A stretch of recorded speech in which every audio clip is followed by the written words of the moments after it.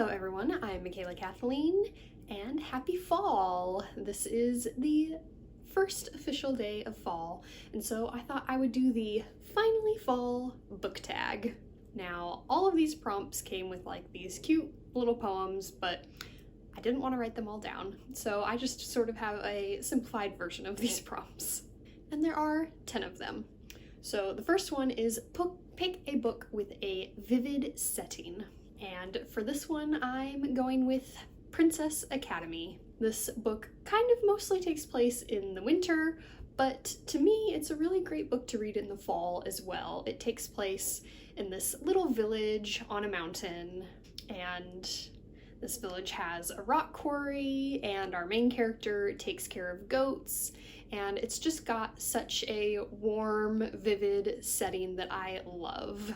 The next prompt says that fall is beautiful, but everything is dying. And so this prompt calls for a book that is beautifully written, but is about a heavy topic such as loss and grief. For this one, I'm going with If I Stay by Gail Forman.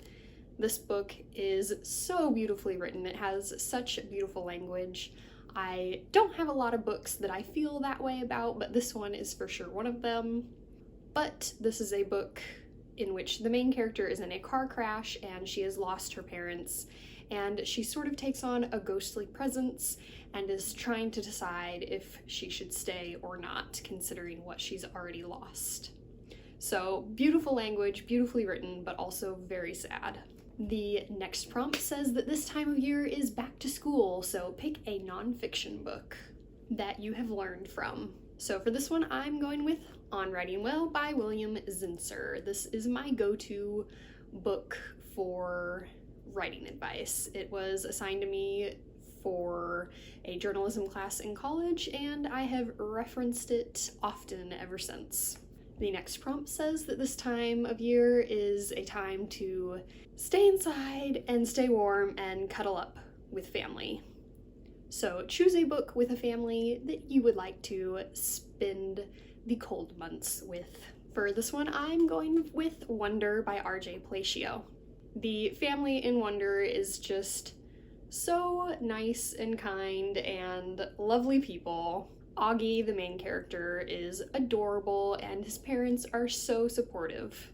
This is probably my favorite book family. The next prompt says to show off a book stack of fall colors. So let me construct my stack. This is the stack of fall colors that I've come up with. Lots of oranges and yellows and tans.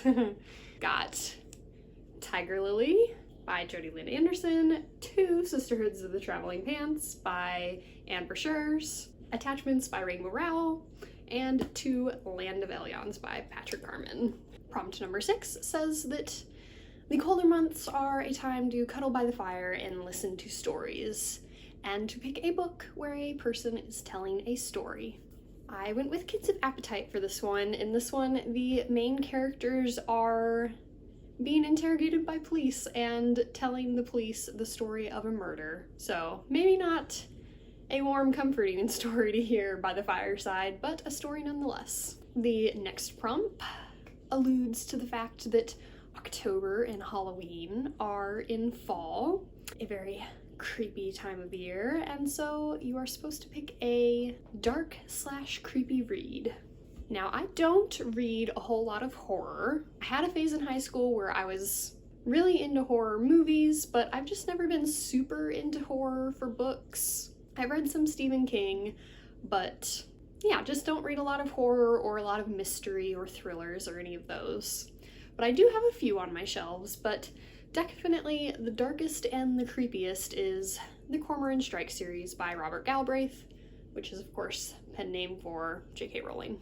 The Cuckoo's Calling is not too dark and not too creepy, but the second book is very dark and very creepy. For sure, the darkest, creepiest book I've read. The only thing that comes close is this collection of short stories by Stephen King.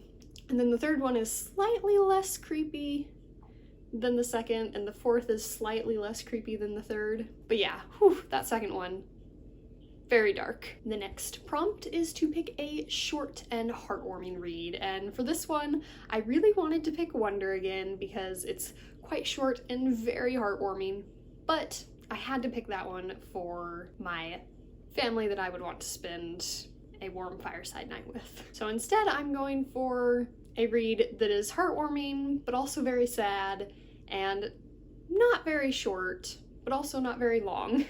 And that is A Man Called Uwe by Frederick Bachman. This is not a super long book, but it's also not like a super short book. And also, like I said, very sad, but also super heartwarming. I loved this book a lot.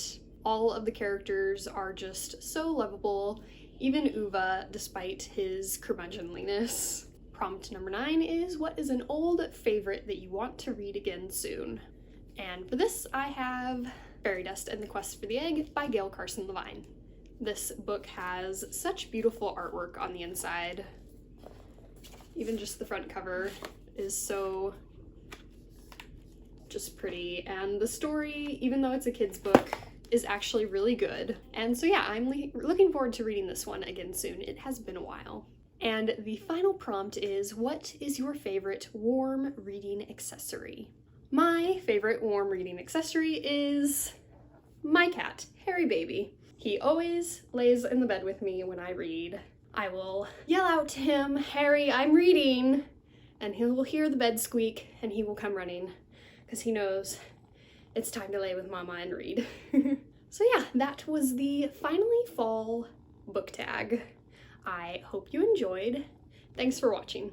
Remember, words matter.